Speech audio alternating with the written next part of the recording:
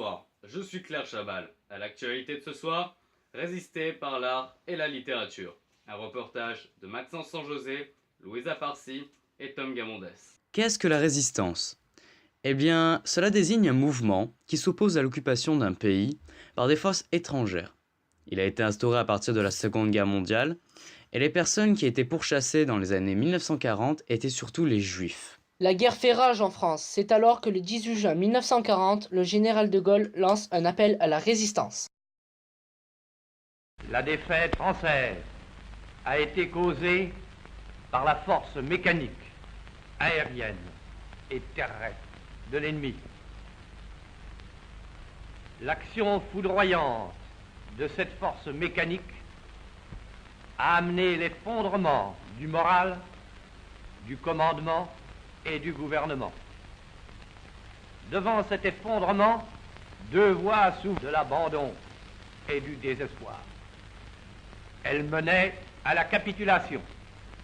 C'est celle qu'a choisie le gouvernement Pétain. L'autre est celle de l'honneur et de l'espérance. C'est celle que nous avons prise, mes compagnons et moi.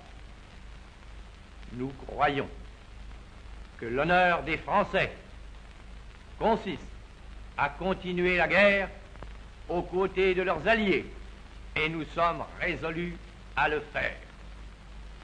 Nous espérons qu'un jour, une force mécanique supérieure nous permettra d'avoir la victoire et de délivrer la patrie. Si nous parlons de résistance, il faut que nous parlions de René Char, un des plus grands poètes de notre région en ce qui concerne la résistance. Après un rapide sondage dans les rues de Valréas, malheureusement ce sondage n'a pas vraiment porté ses fruits. En effet, sur les 50 personnes interrogées, absolument aucune ne connaissait René Char. Bonjour, excusez-moi de vous déranger, monsieur. Non mais, revenez.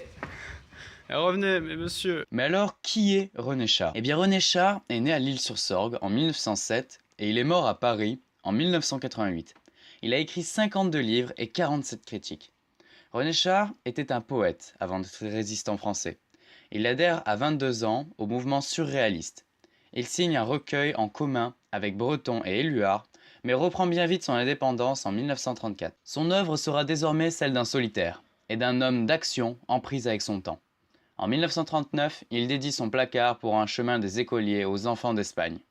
Démobilisé en 1940, il entre presque aussitôt dans la résistance sous le nom de guerre d'Alexandre. Cette expérience sera relatée dans les Feuilles d'Hypnos 1946. À ce recueil capital, il convient d'adjoindre les billets à Francis Curel, datés des années 1941 à 1948, et recueillis dans Recherche de la base et du sommet. Complément indispensable à la lecture des Feuillets d'Hypnos, ces documents éclairent de l'intérieur cette expérience fondatrice que fut pour Char celle de la résistance. Après la libération, Seule demeure, de 1945, Somme des temps de guerre est suivi du poème Pulvérisé de 1947, de Fureur et mystère de 1948 et des Matinaux 1950, qui ont mission d'éveiller, au sortir de la réclusion, aux 1000 ruisseaux de la vie diurne. La parole en archipel, qui convient des groupes de poèmes écrits entre 1952 et 1960, dont Lettera Amorosa, est publié en 1962. René Char a beaucoup travaillé avec les peintres de son temps, Braque, Miro.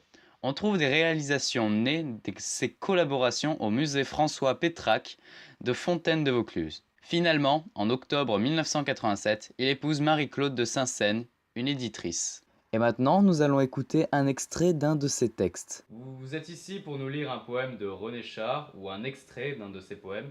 Lequel allez-vous nous lire? Je vais vous lire une partie des Feuillets d'Hypnos. Les habitants furent jetés hors des maisons et sommés de se rassembler sur la place centrale.